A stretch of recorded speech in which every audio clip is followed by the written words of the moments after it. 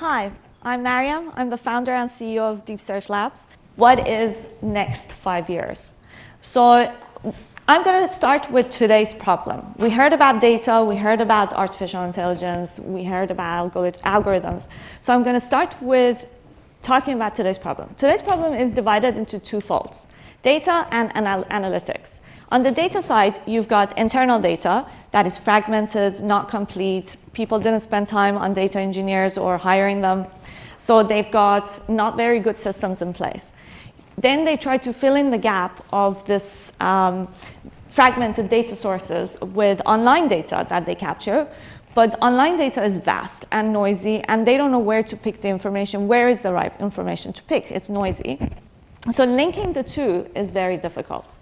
Now you've got analytics. If you're putting this very low quality data into any machine learning algorithms, you basically end up with unreliable outputs. Now this unreliability is even more apparent when you're using large language models.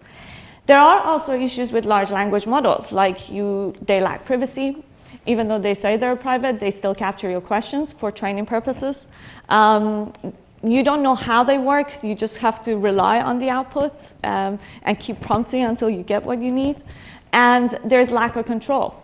So you can't, for example, look at a specific date and time. So if you want to look at, for example, 12th of February 2012, you won't be able to do that because these models have seen the future. And this is what we have solved at DeepSearch. We ingest all kinds of data: image, text, videos, audios. We connect internal data and external data, which is online data that we ingest, and we create this map of information that acts as your brain for the users to get a wholesome view or holistic view of a topic they're interested in. This map you can filter on date range, sector, industry, region, location, and databases. So you can focus on your own data, or you can make it view the aggregate information from all data sources.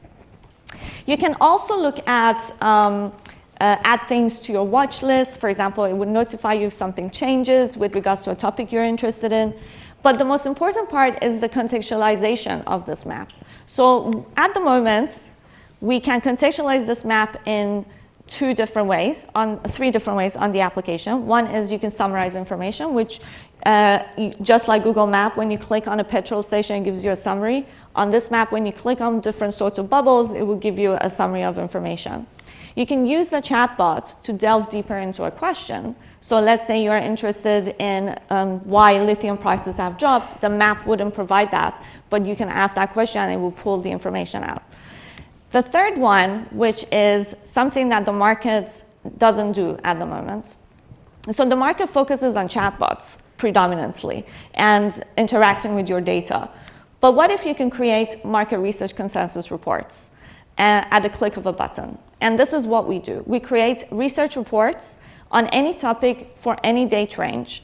And you can basically make it focus so that it is consensus, or you can turn it into literature review, which is actually very difficult to do because of formulas, or you can turn it into due diligence by inputting your own data into the application and ingesting more data from us.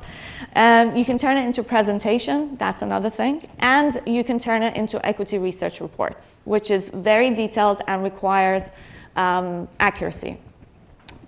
Because of the way we've constructed the whole of the algorithm, our algorithm churn non-hallucinating results, which is the most valuable thing about what we've created.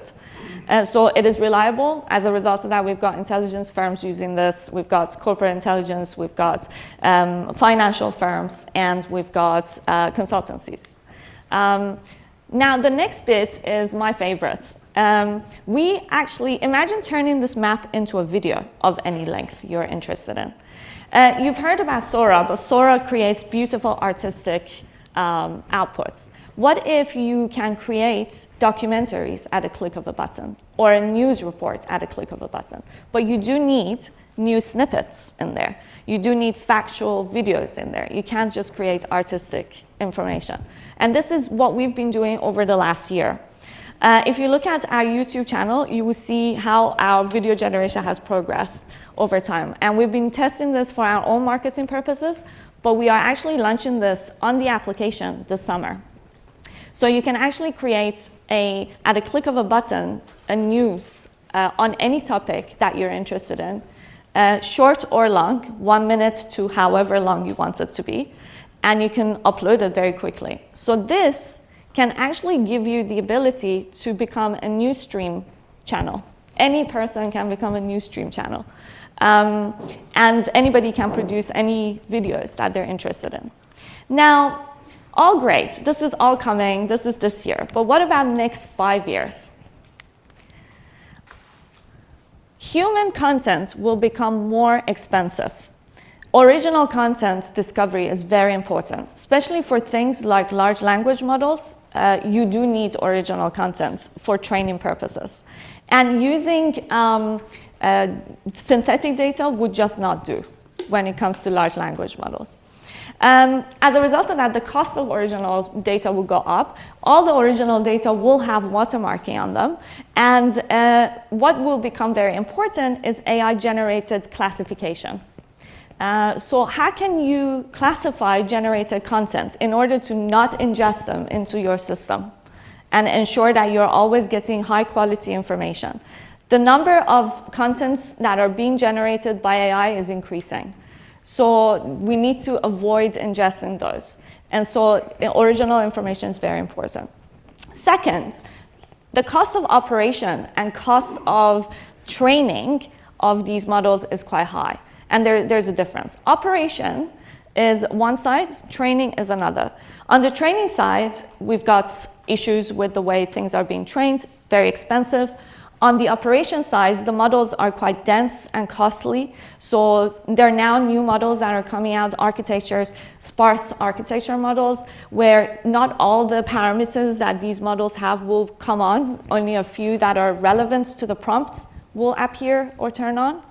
On the cost of the training, you can decentralize and distribute the learning. Now, a lot of you use many different PCs with great GPUs, but these GPUs are not being utilized to their fullest capabilities. There are currently companies that do distributed scraping. So they use your machines to do scraping if you give them the permission to do that. So when you're not using your machine, these companies, they go and they use your PC for scraping. Now imagine doing that for training the algorithms. That will reduce the cost of training such large models. Now, I'm going to go to the third point, which is my favorite. A lot of the people who own data will become very, very important, and niche data will become even more important. Before we move on actually to that, I want to talk about small models. Because the cost of large language models are quite high, small language models will become more and more important. So there will be lots of people who would start using them for specific tasks in houses. So large language models are very good for generalization, but the smaller model can actually behave in a specific way that you want them to behave. Now, on the data side, data will become very, very important, right? So whoever owns original data that has some sort of alpha, in finance we call it alpha, like it gives you some sort of insight. That data will become very important. The owner will become very rich. But there are issues like who owns the data matters, right, in this instance. But also, a lot of the companies have started training their own, like these large language models with their own data.